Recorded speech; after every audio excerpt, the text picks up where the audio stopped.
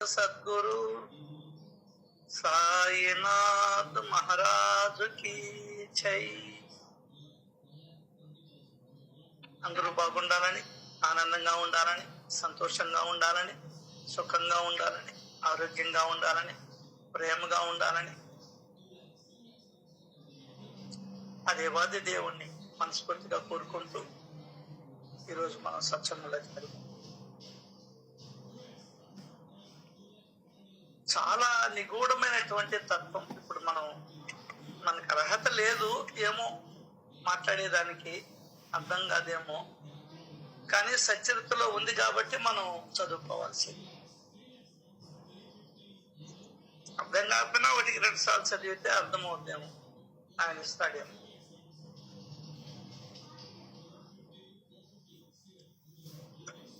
మన శరీరంలో ఉన్న సత్ తత్వమే అఖిల బ్రహ్మాండములోనూ ఉన్నది.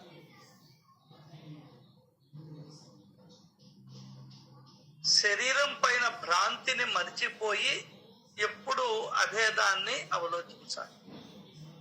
చాలా గుడ్ సబ్జెక్ట్ ఇది. ఇప్పుడే ఒక వీడియో పెట్టాను, చూసారో లేదు.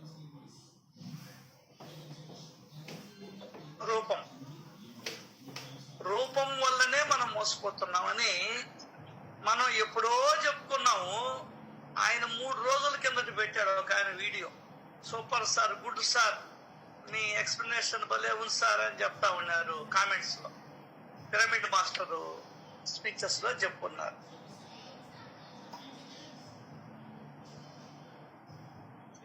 అంటే రూపం మనల్నే మోసం చేయదు, మనమే అవగాహన లేని స్థితికి వస్తున్నాం. అది లెక్క. దానికనే ఆయన అన్నాడు, రూపాలకు అతీతంగా వీళ్ళు ఎప్పుడు వస్తారా అని బాబాకి చింత. ఆయన స్వయంగా ఆయనే చెప్పాడు అన్నమాట.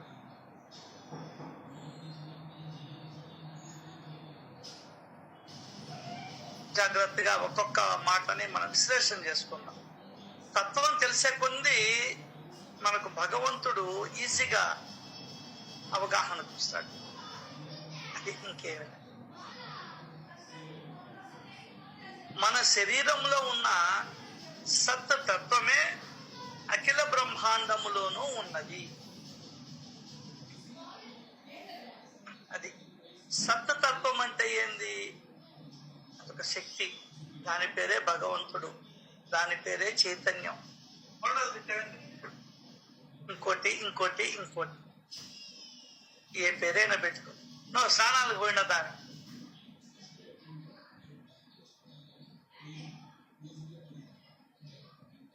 సరే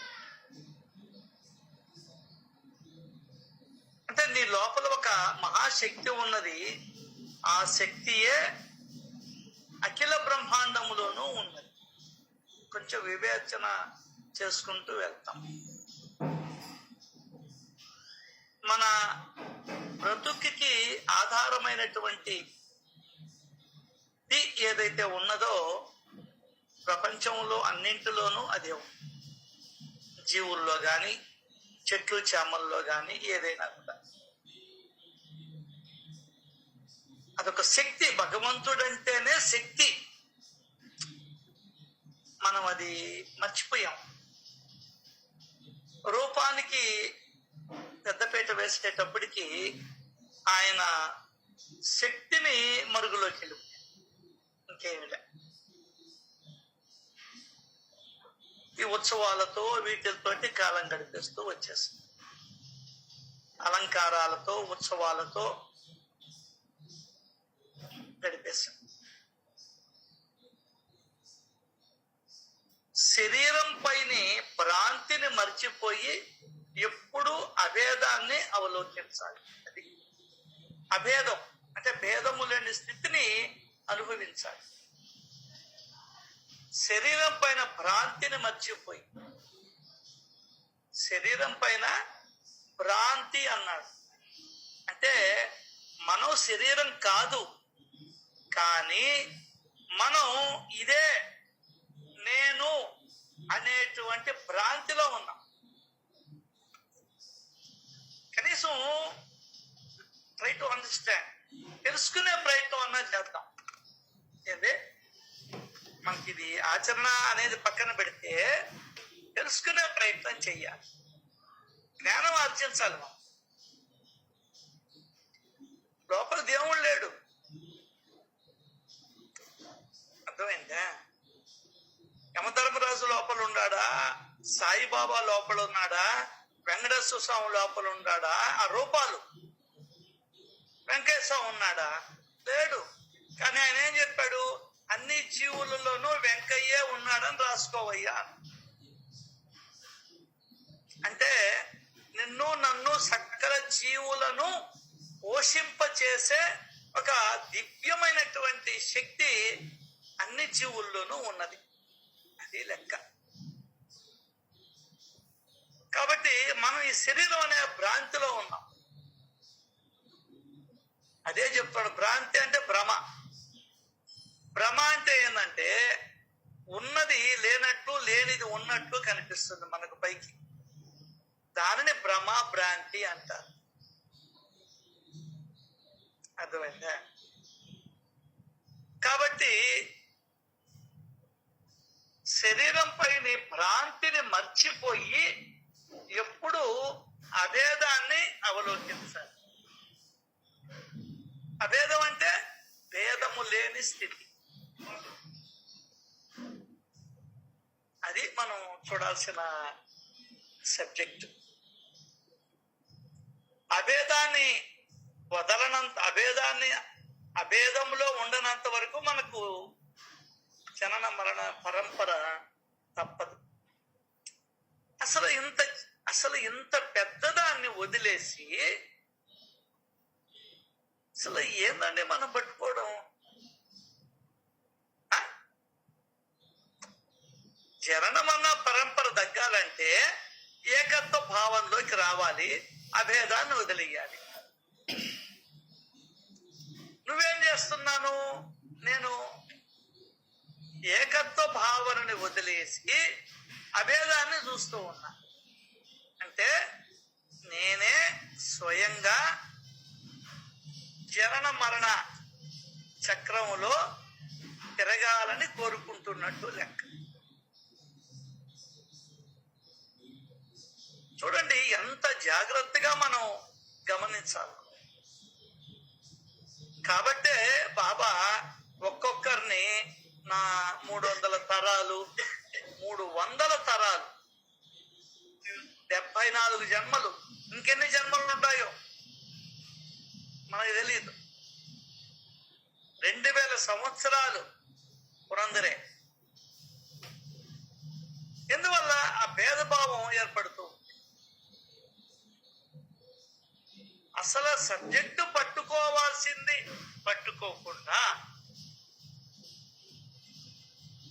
అర్థం కాలే, వేరే ఏదేదో పట్టుకొని అగాధంలోకి కూరుకొని పోతూ ఉన్నాం. అదే అగాధంలో కూరుకొని పోతూ ఉన్నాం. అసలు ఆ వైపుగా ఆలోచన కూడా రావడం లే. ఎందుకంటే చెప్పేవాడు కూడా లేడు. ఇంకా చెప్పాలంటే జీవితాలతో చెలగాటం ఆడుతూ ఉన్నాం,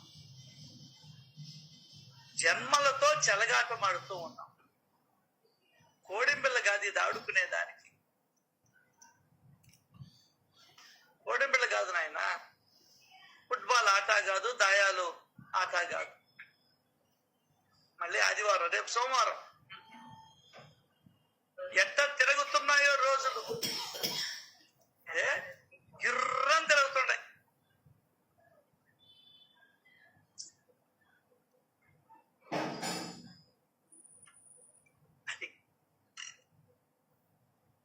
అయితే ఈ సత్తత్వానికి శరణొచ్చిన వారికి,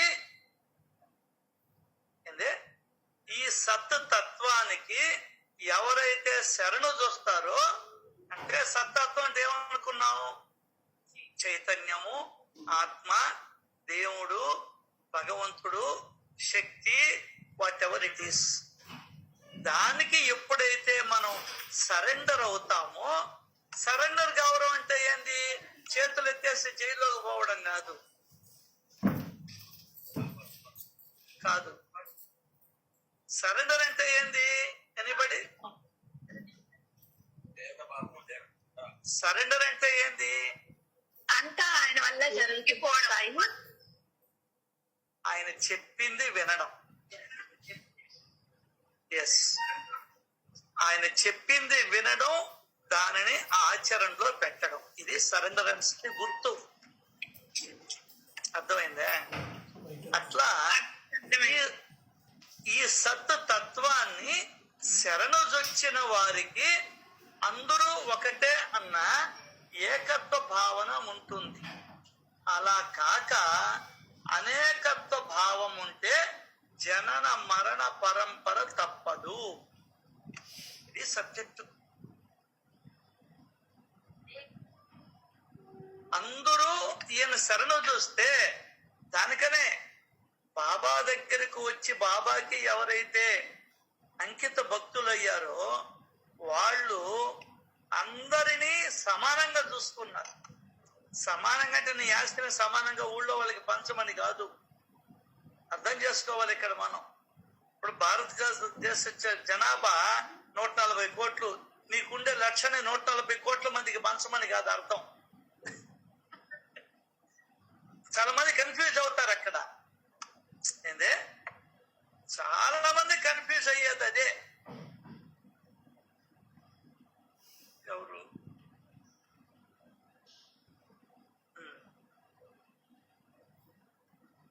అదే ఈరోజు పేపర్లు వేస్తారు, చూసారో లేదో. అక్కడ అడవుల్లో ఒక గుహలో తపస్సు ఏమో తెలియదు, 2 చిన్న బిడ్డల్ని పెట్టుకొని ఉందంట. ఫారినర్ అక్కడ ఏదో తపస్సు చేసుకుంటుందంట. వాళ్ళకి ఆకలి, బయటికి పోయి ఆకులు అవి తినిపిస్తా ఉన్నా. అవతల వాళ్ళు చూసి పోలీస్ రిపోర్ట్ ఇస్తే పోలీసు వాళ్ళు పోయి, ఏంది ఇది, పిల్లకాయలు చచ్చిపోతారు, నీ దేశానికి వెళ్ళిపో, ఎక్కడో నీ దేశం అని చెప్పని చెప్పారు. చూడండి ఆధ్యాత్మికత ఎంత వెర్రితలలు వేస్తూ ఉంది. గుహలో కూర్చుంటే పోద్దా?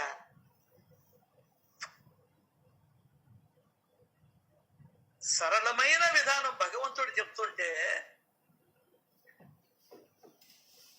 అసలు నువ్వు పోవచ్చు, 2 బిడ్డల సంగతి ఏంది, వాళ్ళ నాయన ఏంది, వాళ్ళ చదువులేంది,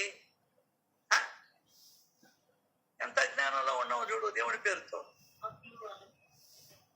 ఈరోజు పేపర్లో చూసుకో, ఈనాళ్ళు.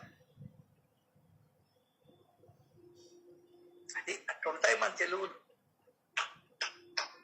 అదే రమణ మహర్షి అన్నాడు, స్వామి నాకు ఇక్కడేం బాగలేదు, నేను అడవుల్లో పోయి తపస్సు చేసుకుంటాను అన్నాడు. ఓకే, చేసుకో.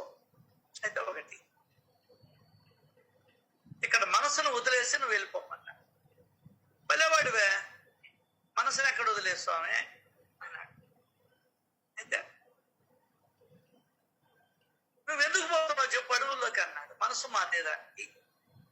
ఈ మనసులో ఇన్ని ఆశలు, కుతంత్రాలు, కుట్రలు, ఆశామోహాలు, బంధనాలు ఇవన్నీ పెట్టుకొని అడవుల్లోకి పోయి ఏం చేస్తావు, నా తెలియక అడుగుతాను అన్నాడు ఆయన. ఈ మనసును ఎత్తుకొని పోతావు కదా. కాబట్టి బైబిల్ అద్భుతమైన వాక్యం చెప్పి, అద్భుతమైన వాక్యం చెప్పింది. ఎవ్వరూ చెప్పలే ఆ విధంగా.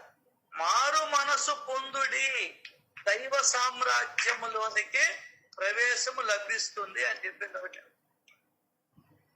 సింపుల్ గా అందరికి అర్థమయ్యేటట్టు, సామాన్య మానవుడికి కూడా అర్థమయ్యేటట్టు చెప్పేసింది. అదే నా బాధ, మనోళ్ళు చెప్పలేకున్నారే. ఒక్కడన్నా మనసు మార్చుకోమని చెప్తున్నాడు గరిగిపాటి గారు తప్ప, మారండ్రా మారండ్రా మారండ్రా అంటుంటే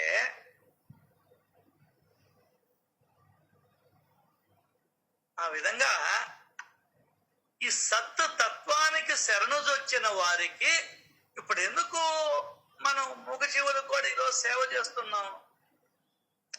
అన్ని అన్నింట్లోనూ ఆయనే ఉన్నాడనే భావన, భగవంతుడే ఆకలి రూపకంగా ఉన్నాడు అనే భావన మనం అన్ని ముందరికి నడిపిస్తుంది. భావన కాదు, అది నిజం. నువ్వు నమ్మకపోయినా ఆ భావన మేలే పనిచేస్తుంది. భావం అన్న చోట భగవంతుడు ఉంటాడు, భావం అన్న చోట ప్రేమ ఉంటుంది. అర్థమైందా? ఇప్పుడే వచ్చింది. మేము 23 క్రేట్లు 21 క్రేట్ ఎత్తుకోబోయాం. మీ డబ్బులేదే మాయం కాదు అంటే మళ్ళీ అప్పుడప్పుడు నేను గుర్తు చేసుకుంటూ ఉండాలి, లేకుంటే నేను చేశాననే భావన వచ్చేస్తుంది.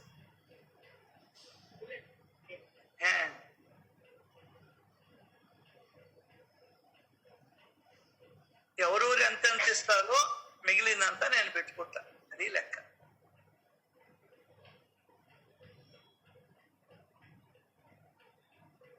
సో ఇక్కడ మనం ఆలోచించాల్సింది, బాబా సచ్చరిత్రలో ఏ లీల తీసుకున్నా అన్నింటిలోనూ నేనున్నాననే చెప్తున్నాడు.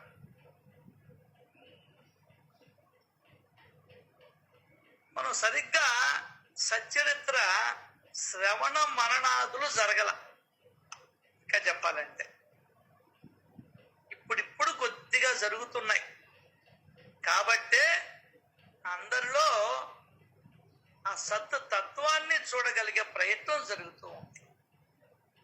అది ఎప్పుడు జరుగుతుందో తెలుసా? కేవలం సేవ అనేటువంటి ప్రక్రియ ద్వారానే చిత్తశుద్ధి కలుగుతుంది. నేను ఈ 25 ఏళ్ళు నేను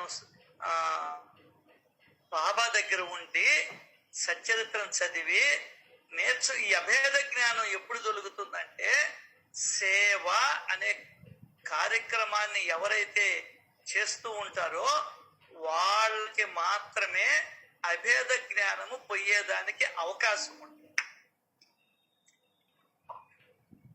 లేదంటే పోదు పోదు పోదు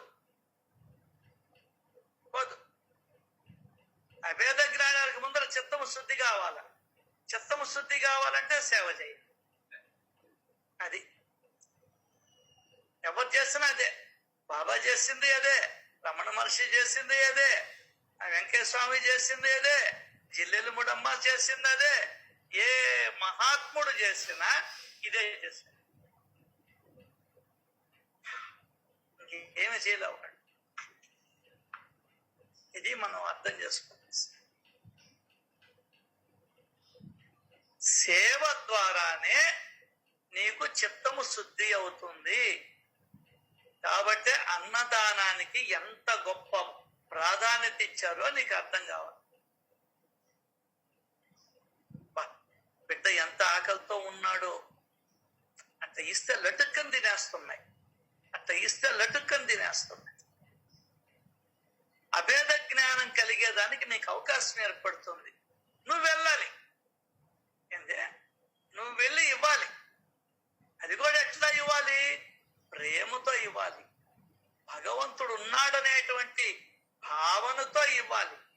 పిచ్చగాడికి ఇస్తున్నాను, కుష్ఠోడికి ఇస్తున్నాను, పుట్టోడికి ఇస్తున్నాను అనే భావన కాదు. భగవంతుడు ఆకలి రూపంలో ఉన్నాడు, ఆ ఆకలి రూపంలో ఉన్నటువంటి భగవంతుడికి ఇస్తున్నాను అని నువ్వు ఆ భావనతో వెళ్ళి ఇవ్వాలి.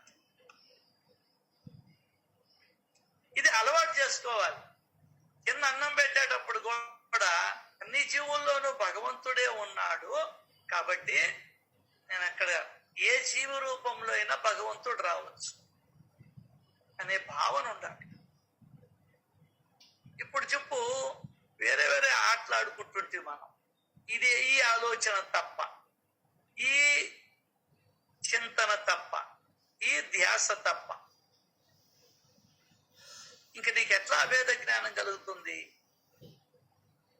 అర్థం కాలే. ఇంట్లో సేవ చేస్తూ ఉన్నా భగవంతుడికే సేవ చేస్తున్నటువంటి భావన కలగాల. మనల్ని ముందరికి నడిపించేది ఇటువంటి భావనలే. గుర్తుపెట్టుకో. ఈ భావనలన్నీ ఎక్కడున్నాయి? సచ్చరిత్రలో ఉన్నాయి. సచ్చరిత్రలో ఉన్నాయి. కాబట్టి బాబా వచ్చిన అవతార కార్యం ఏంటంటే ఒక ఓవి ఉంది. బాబా ఎంతో ప్రయాసపడి తమ భక్తుల మనసులలో ఏందమ్మా వస్తుందరా? సాయిబాబా కరుణతో వెరీ గుడ్, థ్యాంక్ యూ. జీవులలో సాయిబాబా కరుణతో సర్వ ప్రాణులలోనూ భగవంతుడే ఉన్నాడని, భగవంతుడే సర్వ ప్రాణులలోనూ భగవంతుడే ఉన్నాడని ఏం చేసేవాడు? అందరి మనసులలో నాటేవారు. ఆయన వచ్చిన అవతార కార్యమా? ఇది చేయరా అంటే హారతులు అంటివి. నేను అన్నానని కాదు. ఇది చేయరా అంటే పూలంగి సేవ వంటివి. ఇది చేయరా అంటే ఊరేగింపు అంటివి. అదేమంటే తప్ప. నేనేం మాట్లాడేది ఇంకా? సాయి కుమారి, ఓ సాయి కుమారి, సాయి చెప్పు. నేను అన్నా తప్ప? తప్పు కాదు సాయి. అయితే మీరు చేసేది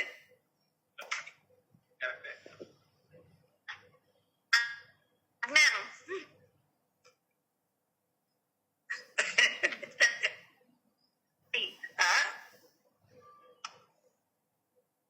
ఏనమ్మా?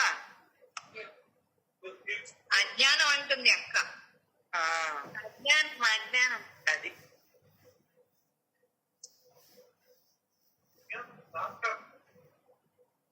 దానికనే నేను మీతో పంచుకునేది ఏంటంటే ఆయన మాటల్ని పట్టుకోండి.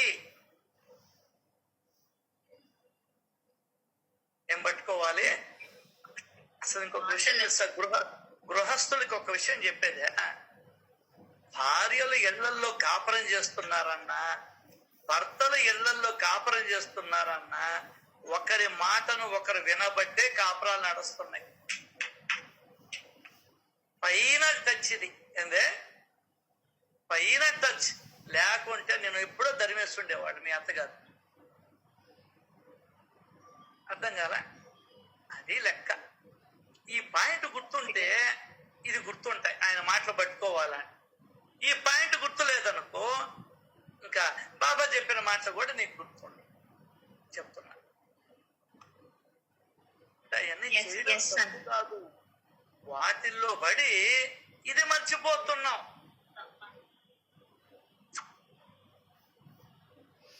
అసలు మర్చిపోతున్నాం మనం.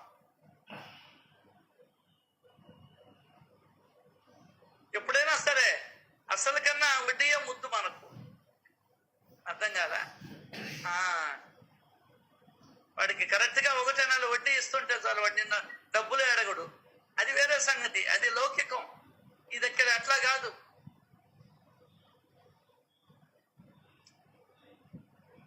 సాయిబాబా కరుణతో సర్వప్రాణులలోనూ భగవంతుడే ఉన్నాడని అందరి మనసులలో ప్రేమగా నాటేవారు. అంటే ఎన్నో జన్మరాహిత్యానికి తీసుకొని పోతున్నాడు. అది నీకు అర్థమైతే కదా ఆయన మనకు చేసేటువంటి సేవ ఎంత గొప్పదో నాకు అర్థమైతే కదా నేను ఆయన పట్ల మక్కువ చూపిస్తాను. దానికినే ఆయన అన్నాడు, ఆ కథలను శ్రవణం చేయి, మననం చేయి, జ్ఞానం చేయి. ఆ పట్ల ప్రేమ కలుగుతుంది, అజ్ఞానం తొలగుతుంది. జ్ఞానం కలుగుతుందని చెప్పలా, అజ్ఞానం తొలగుతుంది అన్నాడు. అజ్ఞానం తొలగితే ఉండేది జ్ఞానమే.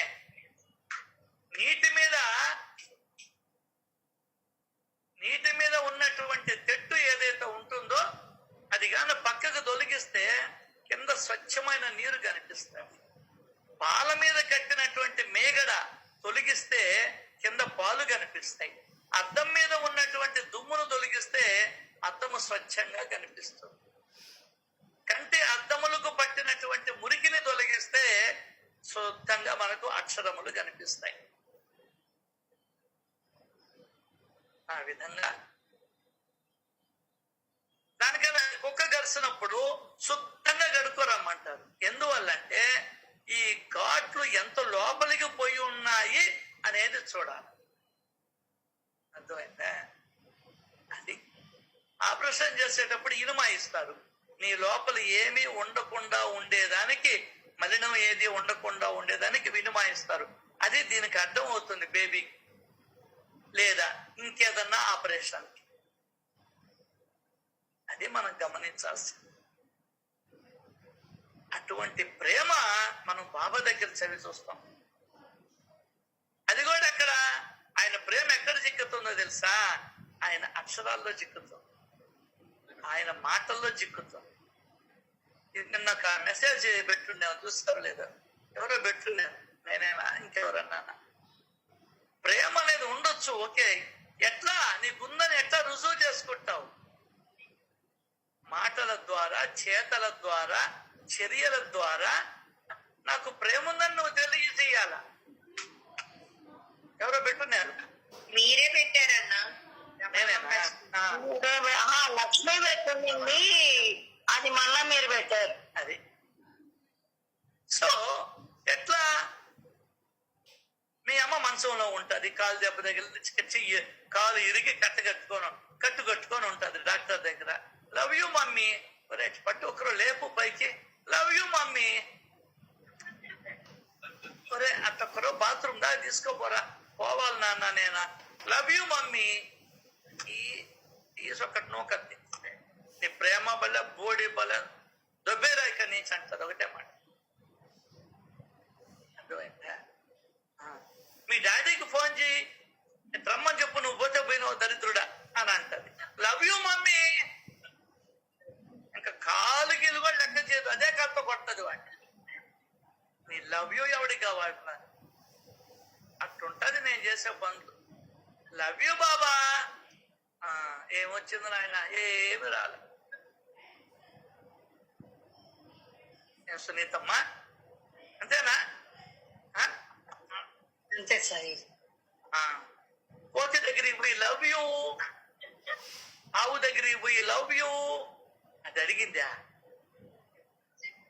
అది అడిగిందా? ఏదన్నా గెట్టు దాని అది తినేది ఏదన్నా పెట్టాలా? Love you love you. బిచ్చగా దగ్గరికి పోయి లవ్ యూ.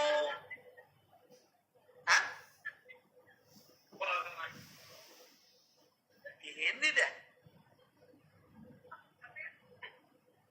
అభేద జ్ఞానం, సౌతిలి.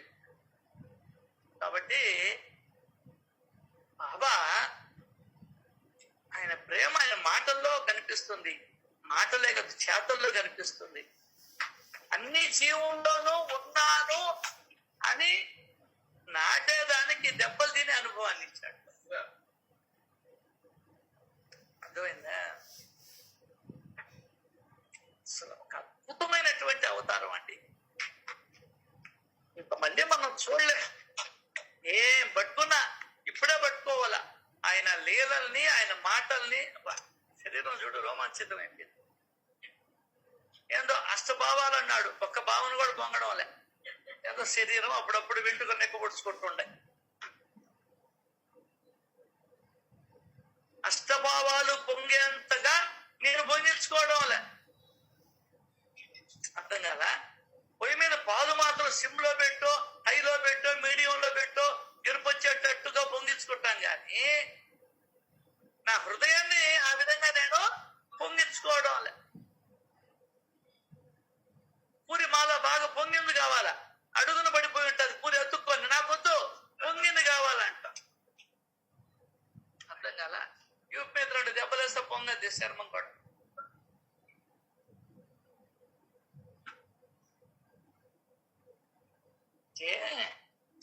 మన అజ్ఞానం ఏంది అనేది నేను నాకు చెప్పుకుంటూ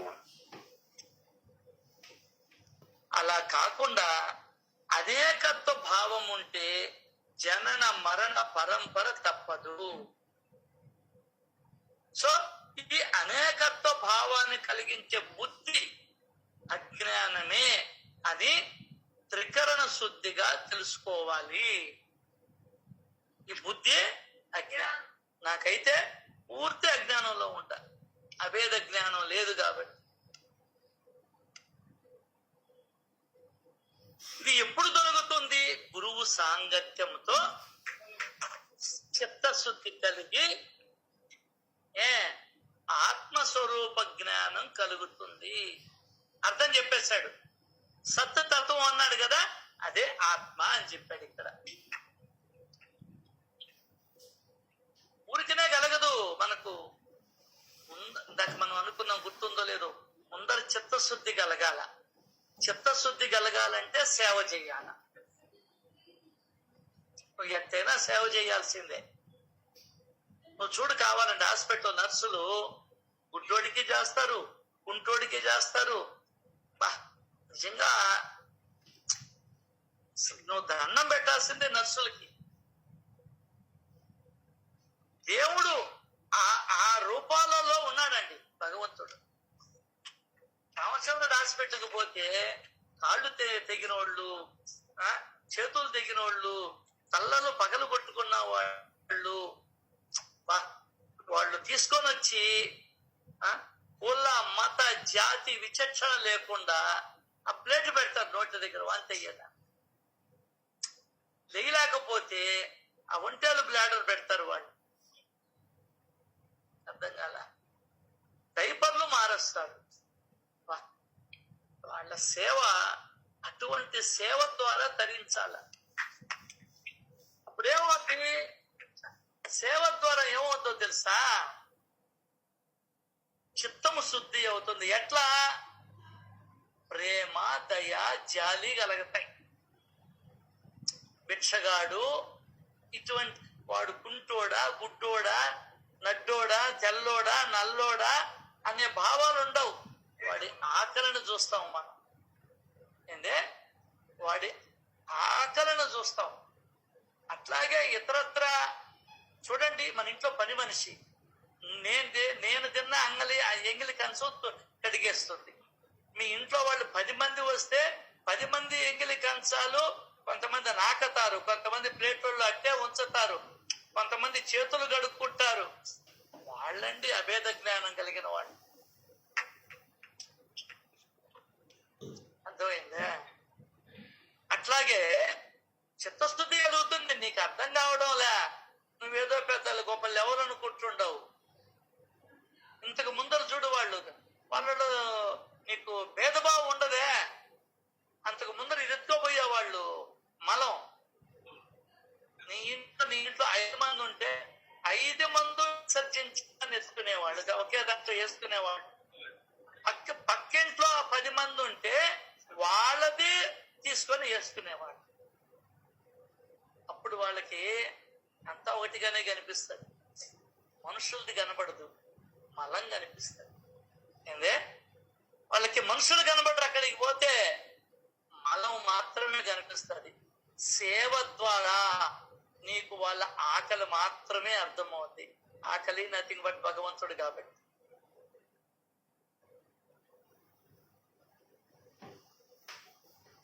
అట్లాగే చూడు, మున్సిపాలిటీ వాళ్ళు పాపం ఆ కాలువల్లో పెట్టి లోడుతుంటారు.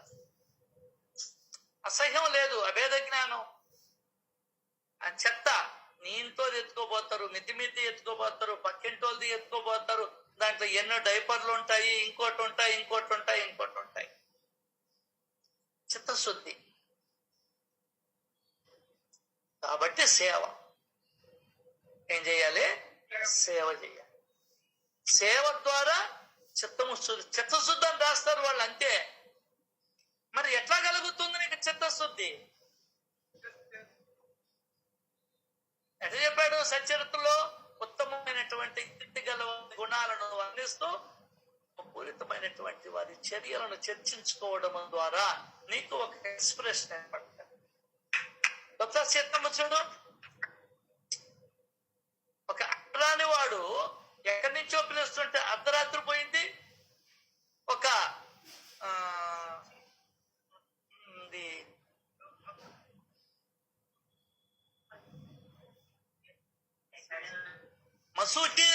మసూచి పోసినటువంటి నెల్లూరు వ్యక్తులను ఇద్దరిని సపరేట్ గా వీళ్ళ ఇంట్లో ఉంటే ఒప్పుకోకపో వీళ్ళందరికీ ఇబ్బంది అని సపరేట్ గా ఉండి తానే వెళ్ళి సపరీ చేస్తుంది. అంటే ఇటువంటి వాళ్ళ కథలు వినాల, ప్రేమ పూరితమైనటువంటి వారి చర్యలు అర్థం కాల. నువ్వు నీ మెళ్ళోది ఇస్తే భోంచేస్తానన్నాడే, మెళ్ళోది ఇచ్చేసిందే తీసి. ప్రేమపూరితమైన చర్య అర్థం కాల. అట్లాగే నాకు నా ఆహారాన్ని నువ్వు తీసుకున్నావు, నాకు ఆహారం కావాలా అంటే సరే ఈ పావురం ఎంత బరువు ఉందో అంత అదే బొద్దు కలిగిన నా తొడ మాంసాన్ని నీకు తీస్తాను అని చెప్పని తొడగోసి తీసుకొచ్చాడే. అది అర్థమైందా?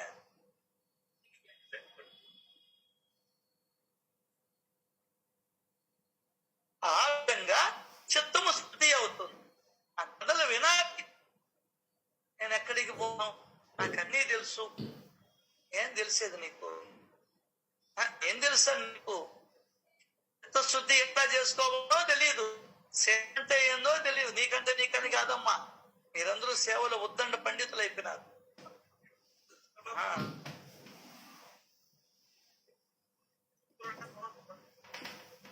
కాబట్టి కేవలం సేవ ద్వారానే చిత్తము శుద్ధి అవుతుంది. అంటే రామకృష్ణ ఏం పట్టిందండి? తన పొడుగాటి వెంట్రుకు తీసి లిటర్లు తుడుస్తాడు. ఏం పని పట్టింది? వివేకానందుడికి ఏం పని పట్టింది? వాడల్లో పోయి చిమ్మతాడే, తన స్నేహితుడి బూట్లు లేసులేస్తాడే.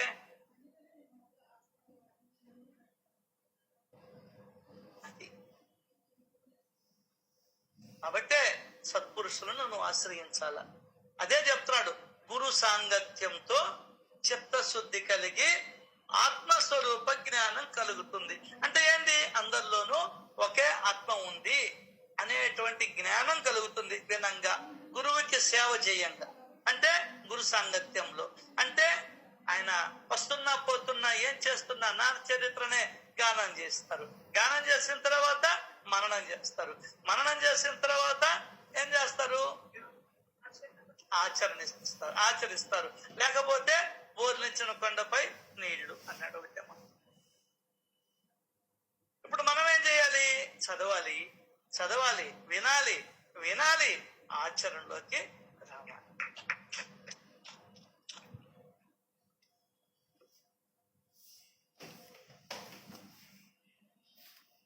దానికనే చెప్తే మీకు ప్రతి మంగళవారం వీలున్నంత వరకు డబ్బులు పంపిస్తారు, మేము చేస్తాం. అది పెద్ద ప్రశ్న కాదు. మీకు ఎప్పుడో చెప్పా, మీకే మీరు ఇంట్లో వంట చెయ్యండి అని చెప్పా. గుర్తుందో లేదో మీరు? సాయి చెప్పారు.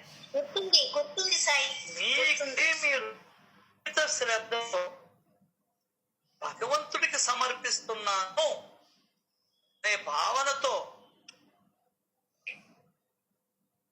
అన్ని సరిగ్గా ఉన్నాయా లేదా, ఉడికిందా లేదా, బిరుసుగా ఉందా లేకుంటే సన్నగా ఉందా, ఉప్పు ఎక్కువ ఉందా తక్కువ ఉందా, చింతపండు పులిహోర నిమ్మకాయ పులిహోర వేసినప్పుడు సరిపోద్ది. వాళ్ళు తినే 12:30-1 గంటకి తగ్గిపోద్ది, పులుపు లాగేస్తుంది. గోంగూర ఇటువంటివి ఎంత జాగ్రత్తగా చేయాలి. నువ్వు ఏదో చేసావులే అంటే మీరుగా సంగతి కాదు నేను చెప్పేది. విషయాన్ని మీకు అర్థమయ్యేటట్టు చెప్తున్నా. ఏదో చేసామంటే చేసాం, గబగబా దాంట్లో పడేసాం, మూట కట్టేసాం. నాకు ఫోన్ చేస్తారు, లాంటి మా అన్నకు ఫోన్ చేస్తారు అంటే నేను పోయి చెప్తా, అక్కడ పోయి ఇక్కడ పోయి అయ్యా. నో, అది కాదు. నువ్వు చేసి ఎత్తుకొని పో. ఇంకా చెప్పాలంటే, ఇంకా ముందరికి వెళ్ళాలంటే వాళ్ళని ఎట్లుందని అడుగు, తెలుసుకో. అంటే వాళ్ళకి ఇచ్చిన తర్వాత 12:30 గంటకి రా, చూడు వాళ్ళు తింటుంటారు, ఎట్టుందయ్యా అని అడుగు. బాగుంది అంటే ఓకే, బాగలేదంటే ఏం బాగలేదయ్యా అని అడుగు. ఎందువల్లంటే జనన మరణం ఉండకుండా చూసుకోవాలిగా. నాకోసరం కాదు సాయి కుమారి, ఓ సునీత, నాకోసరం కాదు ఇదంతా కూడా. నీ జనన మరణ చెట్ల తినాలి కదా. అది మీతో పంచుకునేది. చాలా జాగ్రత్తగా ఉంటాను. ఇంట్లో వాళ్ళకి పెట్టబాక. మొగుడు ఎందుకులే ఈ మనిషితో నోటికి పోలేమని చెప్పని ఏదో అయిందిలే అనిపించి తినేసి బయట పోయి తింటాడు. లేకుంటే నువ్వు అట్టు పోతే పక్కన పడేస్తాడు కంచ. ఇంట్లో వాళ్ళకి పెట్టబాక. కాబట్టి పిల్లకాయలకి పెట్టి ఎట్టుందమ్మా అని అడుగు. వాళ్ళైతే కరెక్ట్ గా చెప్తారు, వాళ్ళకి భయం లేదు కాబట్టి. ఇవన్నీ ట్రిక్కులండి. జనన మరణ చక్రము నుండి బయటపడేదానికి నాకు నేను, నీకు నువ్వు, ఎవరికి వాళ్ళు ఏర్పాటు చేసుకోవలసినటువంటి విధి విధానం ఇది. విధి విధానం ఇది అర్థమయ్యేటప్పటికి మనం ఉన్నాం. అది సరే. ఈ ఏకత్వ ప్రాప్తి ఎప్పుడు కలుగుతుంది? దానికి చెప్తున్నాడు, అజ్ఞానము తొలగిపోతే ఏకత్వ ప్రాప్తి. అజ్ఞానం తొలగిపోతే అంతా ఒక్కటే అన్న జ్ఞానం కలుగుతుంది.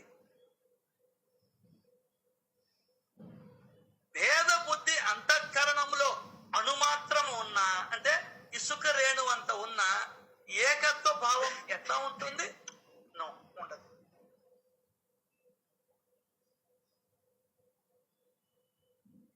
సో ఇక్కడ మనం ఎక్కడ మోసపోతున్నాం అంటే చెప్తాడు ఇక్కడ.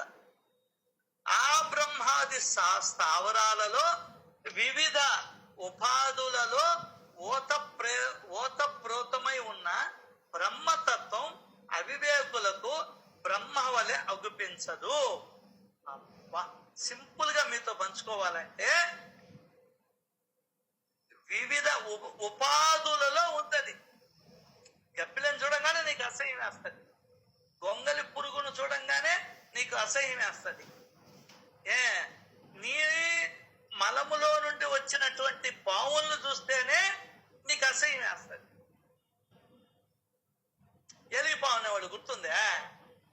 అది ఏలిన పాము కాదు నాయన, ఏరిగినటువంటి పాము అది.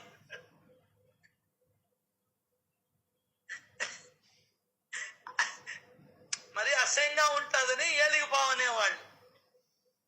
నేను చూసా, చూడలా అనుభవం. నా లోపల నుండి ఒక పాము వచ్చింది, లాగేశాం. ఏంద్రా ఇదని ఇలా చూస్తే పాము అది. ఈ నాగు పాములు ఇటువంటి కాదు, ఏరిగినటువంటి పాము అది.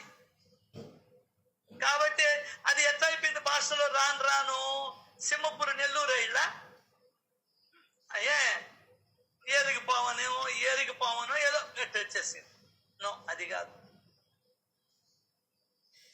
ఈ వివిధ ఉపాధులలో ఉన్నటువంటి బ్రహ్మతత్వం మనకు బ్రహ్మగా అగుపించదు. ఎందువల్లంటే మనం రూపాలను చూస్తూ ఉన్నాం. గొంగలి పురుగు నీ మీద పడిందనుకో, బల్లి, కాక్రోచ్, ఎంత జలదరింపో నీకు. అర్థమైందే? అది ఇక్కడ ఉపాధులలో ఉన్నంత వరకు మన మనసు సత్య బ్రహ్మాన్ని కనుక్కోలేదు. దానికనే అద్భుతమైన లీల ఏదో తెలుసా? దీనికి రిలేటివ్ ఎవరన్నా చెప్పగలరా?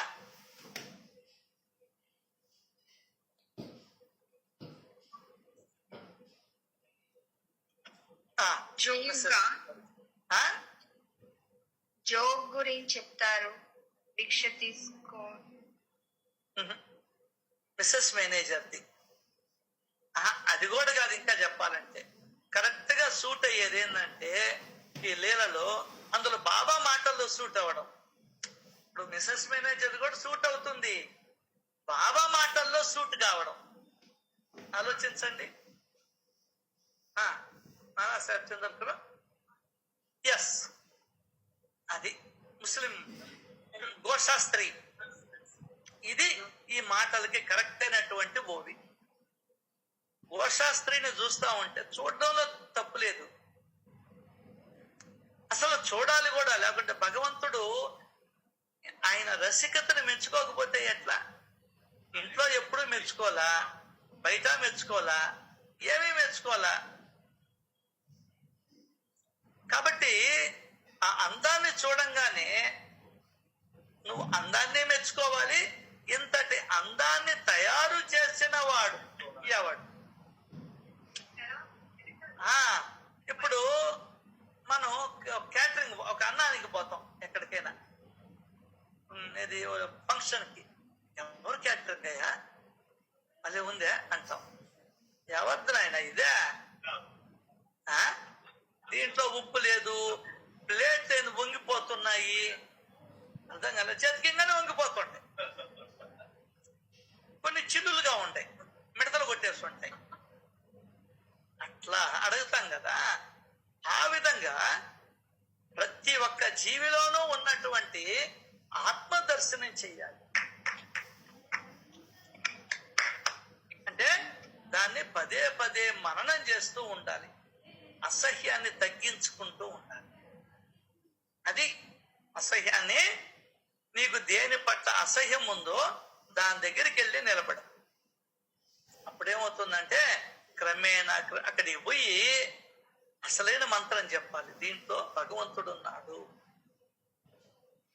దానికన్నా ముఖ్యంగా మన చేత దెబ్బలు తినేటివి, మనమేమో క్యాట్ బాల్ తీసేం, కొట్టలేం పక్షుల్ని. నువ్వు కొట్టే లోపల ఆ పక్షి గూడూరుకి వెళ్ళిపోయి ఉంటది, అర్థం కాదా? మందంత గురైపోయా. మనం ఎక్కువగా అసహించుకునే జీవుల్నే చూపించాడు బాబా. పంది, కుక్క, గజ్జిపట్టు ఉంటది, ప్యాక్ అనుకుంటాం, అర్థమైందా? పంది బురదలో పళ్ళాడు వస్తుంది, చిచి అనుకుంటాం.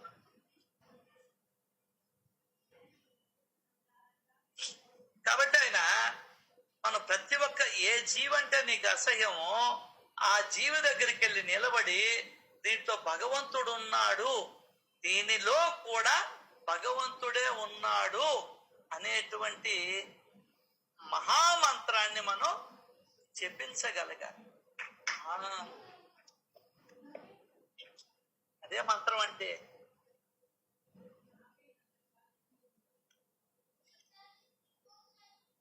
కాబట్టి సాయి అంటే బాబా కాదు, సాయి అంటే ఆత్మ. బాబా అన్నా కూడా ఆత్మ.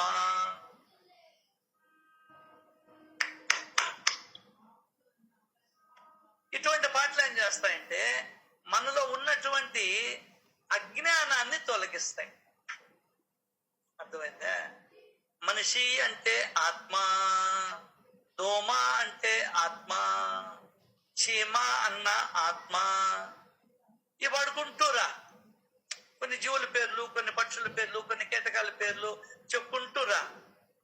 ఆ విధంగా నీకు కొద్దిగా కొద్దిగా నీకు అనుభవానికి వస్తూ ఉంటుంది. ఖచ్చితంగా సార్ 5 మంది వాడు మోసేది ఎవరే, నువ్వు మోసేది కుక్క అంటేనే వాడు ఆ మేకని కింద పడేసిపోయాడా? ఆ యొక్క అద్భుతం మాట అదే. ఆ కథ చిన్నదైనా కూడా జ్ఞానంతో కూడుకున్నది. ఆ విధంగా మనం దానికనే బాబా చెప్పాడు ఏం ధ్యానం చేయాలి. ఏమని చెప్పాడు? ఏం ధ్యానం చేయాలి? అనుభవించమన్నాడు ధ్యానం ద్వారా. ఎవరు ఏమోవి అమ్మాయి? అంతటా పూర్ణంగా వ్యాపించి ఉన్న, అంతటా పూర్ణంగా వ్యాపించి ఉన్న ఆకాశం వలె మీ స్వరూపాన్ని చిత్రీకరించుకొని ధ్యానించి అనుభవించిన వారు భాగ్యవంతులు. నువ్వు అది ధ్యానం చేస్తా ఉండు. ముక్కు మీద, కాలు మీద, వాటి మీద, వీటి మీద ధ్యాస పెట్టబాక. నువ్వు వాటి మీద నిలిపేది మనస్సును నిలుపుతున్నావు, ఓకే. ఏందే మనస్సును నిలుపుతున్నావు. మరి జ్ఞానం, మరి అజ్ఞానం ఎడతలు కద్ది చదువుకోవాల్సిందే. దానికనే ఉపనిషత్తులు, బ్రహ్మసూత్రాలు, వేదాలు, భగవద్గీత. అర్థం కాల?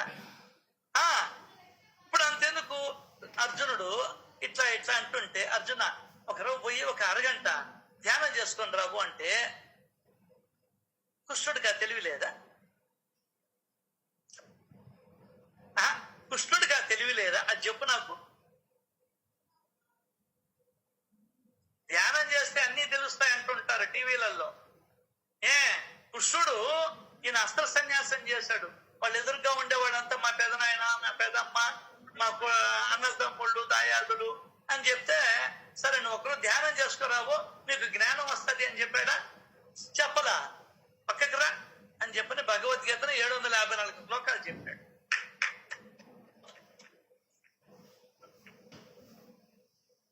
నిజంగా సచ్చరిత్ర అంటే ఎంత గొప్పదంటే, ధ్యానానికి యథార్థమైన జ్ఞానం ఉండాలి.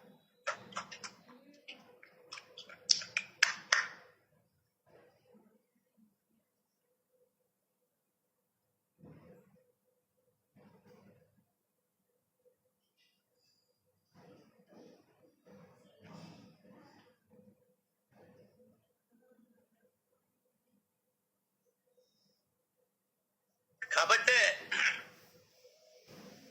ధ్యానము ఉన్నా కూడా క్లాసులు జరుగుతూ ఉంటాయి. ఏందే ధ్యానం ఉన్నా కూడా క్లాసులు జరుగుతూ ఉంటాయి. ఎక్కడైనా కూడా ఆ క్లాసులే అజ్ఞానాన్ని దొరికిస్తాయి. అది అసలు ఈయనైతే ఒకేట అన్నాడు, ఇదే ధ్యానం అన్నాడు. ఏంది? నా మాటల మీద నువ్వు నీ యొక్క మనసుని పెట్టడమే ధ్యానం పోరా అన్నాడు. మరి ఐవరు కొడతాడు రా, ఆయన భలే కోపిస్తురా, హోంవర్క్ ఇరా అంటాం మనం, చేసుకొని పోదాం రా. అట్లాగే రే ఆయనలో కూడా ఆత్మ ఉన్నాడురా, ఆయనలో కూడా ఆత్మ ఉన్నాడురా, ఆయనలో కూడా దేవుడు ఉన్నాడురా అనే భావన మనకు చాలా ముఖ్యం. రాదు, దానినే రాని దానిని సాధించుకునే దానికి చేసే ప్రయత్నమే సాధన. ఏంది? అలవాటు లేని దానిని అలవాటు చేసుకునే ప్రయత్నాన్నే సాధన అని అంటారు. అది ఆ విధంగా ఉంటే దేశం ఎంత సుభిక్షంగా ఉంటుందండి.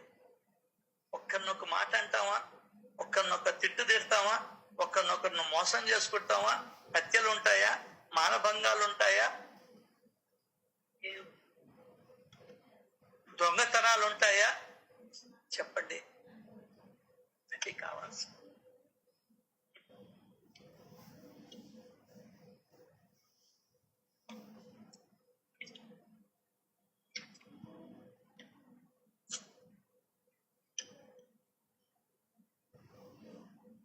ఎవరు నామరూపాలకి అతీతంగా ఉన్నటువంటి వారే నిర అవయవ బ్రహ్మ అంటాడు. నిర అవయవ బ్రహ్మ అంటాడు. అంటే నామరూపాలకి అతీతంగా ఉండాలి. అసలు నామం ఉంటేనే కదా నీకు ఇంద్రియాలు అవన్నీ ఉండేది, అవయవాలు. నామమే లేదనుకో ఇంకేముందా? అది ఉపాధి భేదాల వలన అజ్ఞానం. ఏంది? ఉపాధి భేదాలు, ఒకరు పొట్టిగా, ఒకరు పొడవుగా, ఒకరు తెల్లగా, ఒకరు నల్లగా, ఒకరు సామంచాయిగా, ఒకరు ముక్కు కోటేరుగా, ఒకరి ముక్కు సొట్టగా. ఇది ఉపాధి భేదాల వలన ఒకటి పక్షిగా, ఒకటి పాముగా, ఒకటి ఇంకొకటిగా. సీతాకోక చిలుకను ఇష్టపడతాం, అదే కాక్రోచి అదే బల్లి అదే అందంగా నాట్యం చేస్తూ ఉంటే చూస్తూ ఉంటావు నెమలిని. కాబట్టి ఉపాధి భేదాల వలన అజ్ఞానం, మోహాది సంభ్రమల కారణంగా మోహం. నీ కొడుకు, నీ కూతురు, నీ మానవుడు వాళ్ళ మొహాలు చూసి చూసి చూసి మోహం. ఇప్పుడే ఫోన్ చేశా, మా మనవడికి కనపడతాడేమో చూస్తే వాళ్ళ అమ్మ ఎత్తారు, నువ్వు కాదులేమ్మా మా మనవడు కావాలా అని చెప్పా. అర్థం కాల అంటే అదే ఇక్కడ చెప్తున్నాడు, మోహాది సంభ్రమల కారణంగా భిన్నత్వానికి అలవాటు పట్ట చిత్తానికి ఏకత్వ జ్ఞాన బోధతో స్వస్థత చేకూరుతుంది. అబ్బబ్బబ్బబ్బబ్బా సార్, అనుభవించేది పక్కన పెడతాం, ఈ చెప్పేటప్పుడు వినేటప్పుడన్నా అనుభవిస్తాం. నేను అది కోరుకునేది. ఉపాధి భేదాల వలన అజ్ఞానం. ఇక్కడ 10 మంది కూర్చొని ఉన్నాం, 10 రకాలు ఉన్నాయి, మనం వేరను కూర్చున్నాం, ఇదే అజ్ఞానం. అట్లాగే మోహాది సంభ్రమల కారణంగా మోహం, నాకు ఇదిగో ఈ సన్నగా ఉండాలి, పొడవుగా ఉండాలి, పెళ్లి కొడుకు పెళ్లి కూతురు ఇట్లా ఉండాలి, అంతవరకు మేలువాడు. పెళ్లి కూతురునే చెప్తున్నాడు, పెళ్లి కూతురు చెల్లెలు ఇట్లా ఉండాలని చెప్పడం వల్లే అంతవరకు సంతోషం. మోహం. అట్లా బిడ్డల మీద మోహం, మనవాళ్ళ మీద మోహం, ఇంటి తల్లి తండ్రి, ఇక్కడ రాస్తున్నాడు కదా ఇదే అధ్యాయంలో, తల్లి తండ్రి అన్న చెల్లి భార్య భర్త కొడుకు కూతురు పెద్ద తండ్రి పిన తండ్రి, ఇంకా చాలా మంది ఉన్నాళ్ళే, బావమరిది మరదళ్ళు, ఇవన్నీ కూడా మోహం. ఇటువంటి మోహముల కారణంగా భిన్నత్వానికి అలవాటు పడింది మన మనసు. వేరు వేరు అనే దానికి అలవాటు పడిన మనసుకి ఏకత్వ జ్ఞాన బోధతో స్వస్థత చేకూరుతుంది.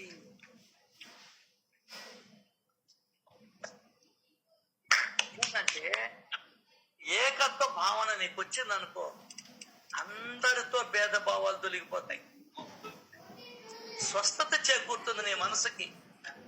ఏంది, వాడిని కొట్టేయాలనుకుంటావు, వాడిని తిట్టేయాలనుకుంటావు, అందరిలోనూ భగవంతుడే ఉన్నాడు అనేటువంటి భావనతో ఏమవుతుంది, తిట్టుకొని లేరబ్బా అనుకోని ఏం పోయింది, ఇటువంటి మనసుకి స్వస్థత కలుగుతుంది. కలపెట్టుకో, నువ్వు ఏందే కలబెట్టుకో, వదిలిపాడు నొక్కుతావు, జీవితంలో వాళ్ళని వదిలేస్తావు. ఎప్పుడు ఈ ఏకత్వ జ్ఞాన బోధతో మనసుకు శాంతి కలుగుతుంది. నీకు ఇంకా ఎగ్జాంపుల్ చెప్తా, కళ్ళు మూసుకో. ఎంతో మంది వస్తుంటారు, కొంతమందిని చూస్తే భలే కోపం వచ్చేస్తుంది. ఏది ధ్యానంలో కూడా కోపం వస్తుంది, కళ్ళలో కూడా. ఈ నా కొడుకు ఎందుకు కనబడ్డాడు, ఎందుకు కనబడ్డాడంటే నువ్వు పదే పదే అన్ని ఆలోచిస్తూ పడుకున్నావు కాబట్టి వాడు కనబడ్డాడు. అంటే వాడు ఎందుకు కనబడ్డాడు, దేవుడు కనబడ్డా. అర్థం కాల? అలా నువ్వు అలా చూస్తూ మనసులోకి వచ్చే ప్రతి ఒక్క వ్యక్తి భగవంతుడే భగవంతుడే భగవంతుడే అనుకుంటూ ఉండు, నీకు స్వస్థత చేకూరుతుంది. ఎవరి పట్ల ద్వేషం రాదు, కోపం రాదు, మనసుకి స్వస్థత లభిస్తుంది. అంటే ఏకాగ్రం అవుతుంది. ఏకాగ్రం అవడం ఒకటే కాదు, అపూర్వమైనటువంటి జ్ఞానం వస్తుంది. మెయిన్ అది అద్వితీయమైనటువంటి భావన, ఆనందం. నిజంగా అప్పుడు దాకా వాడు శత్రుత్వం ఉండింది అనుకో, అదొకడు భగవంతుడైనా ఉండేది అనే భావన నీలో ఎప్పుడైతే పడసూపుతుందో నీ మనసుకి స్వస్థత చేకూరుతుంది. నిజం సార్, హాయిగా ఉంటాం సార్. ఈ 4వ వీళ్ళని మనం అలా అర్థవంతంగా భావయుక్తంగా జీవితంలో అనుసంధానంగానే చేయగలిగితే మనం కూడా మన జీవితాలు కూడా చాలా ఆనందమయంగా ఉంటాయి. అద్భుతమైన ఈ సత్సంగాన్ని ఇచ్చినందుకు ఆ దేవాది దేవుడికి లక్షల కోట్ల కృతజ్ఞతలు తెలియజేసుకుంటూ, మీకు కూడా కృతజ్ఞతలు తెలియజేసుకుంటూ, ఉన్న తలనొప్పి ఎగిరిపోయింది. ముఖ్యంగా శ్రీ సచ్చిదానంద సమర్థ సద్గురు సాయినాథ్ మహారాజ్ కి జై జై జై.